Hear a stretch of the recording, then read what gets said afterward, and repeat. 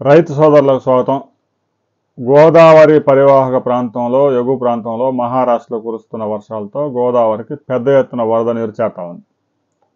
ఇక గోదావరి నది మీద ఇప్పటికే పెద్ద ప్రాజెక్టులు అంటే ఒక 300 టీఎంసీలు 200 టీఎంసీలు నిల్వ చేసే ప్రాజెక్టులు ఇప్పటికైతే ఇంకా పూర్తి కాలేదు. ఏదో కాళేశ్వరం ప్రాజెక్టు ఉంది కానీ అది లిఫ్ట్ ఇరిగేషన్ ప్రాజెక్టు, వాటర్ వచ్చినప్పుడు ఎత్తిపోయడం. ఇక పోలవరం ప్రాజెక్టు ఇంకా నడుస్తూనే ఉంది. 2027 చివరి నాటికి ఆడ పూర్తిగా పనులన్నీ పూర్తయ్యి అక్కడ వాటర్ నిల్వ చేసే అవకాశం ఉంది. ఇక చిన్న చిన్నవి ఉన్నా కూడా అన్ని లిఫ్ట్ ఇరిగేషన్లు తప్ప పెద్ద ఎత్తున నిల్వ చేసే ప్రాజెక్టు కృష్ణానది మీద ఉన్నట్టు గోదావరి మీద లేవు. దీంతో వర్షాలు పడంగానే ఫ్లడ్ అంతా చిన్నగా ధవళేశ్వరం బ్యారేజీ చేస్తా ఉంది. ధవళేశ్వరం బ్యారేజీ దగ్గర 12 లక్షల ఎకరాలకి సాగునీరు రిలీజ్ చేశారు. అంటే ముందుగా ఒక 4 రోజుల పాటు నార్లు పెంచుకోవాల్సి ఉంటుంది కాబట్టి నీటి వినియోగం 30% ఉంటుంది. అంటే 12,000 క్యూసెక్కుల కెపాసిటీ ఉండే కెనాల్లో ఒక 3,000 క్యూసెక్కులు రిలీజ్ చేస్తే సరిపోతుంది. ఎందుకంటే ఒక 4 రోజుల పాటు అంతా రైతు సోదరులంతా పొలాల్లో కేవలం ఆ నారుమడులు పెంచుకోవడం మాత్రమే కాబట్టి. ఆ తర్వాత జూలై ఫస్ట్ వీక్లో పెద్ద ఎత్తున వర్షాలు వచ్చినప్పుడు ఇక ఆ కాలువలకు కూడా ఫుల్గా వాటర్ వదులుతారు, నాట్లు వేసుకుంటారు. గోదావరి డెల్టాలో 2 పంటలకైతే నీరు గ్యారంటీ వస్తుంది, అందులో అనుమానం లేదు. గోదావరి జలాలను ఎవరు ఆపలేరు.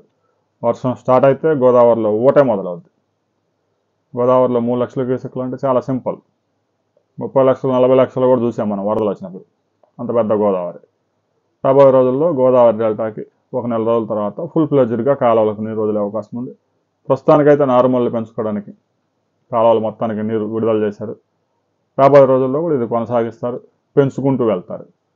చివరి వరకు నీరు చేరుతుందా లేదా అనేది ఒక వారం రోజుల తర్వాత పరిశీలించి ఈ వాటర్ రిలీజ్ని మరికొంత పెంచుతారు. ఎందుకంటే నీటికి డోకా లేదు. ధవళేశ్వరం బ్యారేజ్ దగ్గర ఇప్పటికీ 2 లక్షల క్యూసెక్కుల ఫ్లడ్ సముద్రంలో చేరుతా ఉంది. ఎంత కావాలంటే అంత వినియోగించుకునే అవకాశం ఉంది. ఇక పోలవరం ప్రాజెక్టు పనులు కూడా శరవేగంగా సాగుతున్నాయి. 2027 డిసెంబర్ నాటికి అట్టి పరిస్థితుల్లో పనులు మొత్తం కంప్లీట్ చేస్తామని ప్రభుత్వం మరొకసారి స్పష్టంగా ప్రకటించింది. జర్మనీ నుంచి తీసుకొచ్చిన 3 పెద్ద అతి భారీ యంత్రాలతో ఆ నిర్మాణ పనులు కూడా సాగుతూ ఉన్నాయి. గత వైసీపీ ప్రభుత్వంలో ఏదైతే వదిలేశారో, ఏం చేయాలో మాకు అర్థం కావట్లేదని వదిలేశారు, ఆ పనులు ఇప్పుడు జరుగుతూ ఉన్నాయి. విదేశీ నిపుణులు ఇంజనీర్లు కూడా తీసుకొచ్చారు, వాళ్ళు కూడా పరీక్షలు నిర్వహించారు. జర్మనీ నుంచి తెచ్చిన అత్యాధునిక 3 భారీ యంత్రాలతో ఆ పనులు శరవేగంగా కొనసాగుతూ ఉన్నాయి.